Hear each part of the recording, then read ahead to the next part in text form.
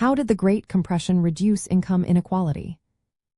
Imagine a time when the gap between the richest and the poorest in the United States shrank significantly. That was during the mid-20th century, especially in the 1940s. This period is called the Great Compression. It was a time when income inequality decreased sharply, and many people experienced a more balanced share of the economy's growth. But how did this happen? Let's explore the key factors that made this possible. First, labor unions grew stronger during this time. They fought for better wages and working conditions for workers. As unions gained power, they could negotiate higher pay for low and middle-income workers. This helped lift many out of poverty and narrowed the income gap. Second, the government introduced policies that promoted wage equality.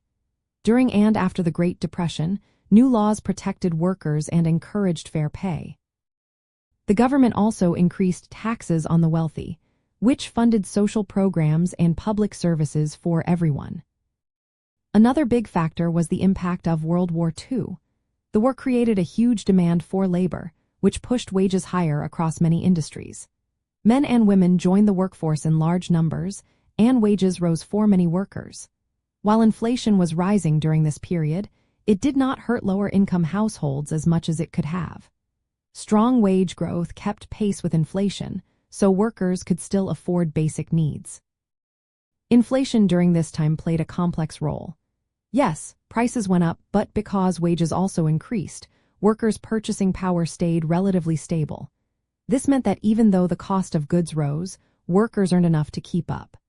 This helped prevent the income gap from widening again. The combination of government policies, union strength, and wartime demand created a situation where income distribution became more equal. Looking at the big picture, the Great Compression shows us that economic policies and strong labor rights can help reduce income inequality, even during times of inflation. It also teaches us that inflation does not always have to widen the gap if wages are rising at the same pace. This period reminds us that, with the right mix of policies, economic growth can benefit a broader range of people, not just the wealthy.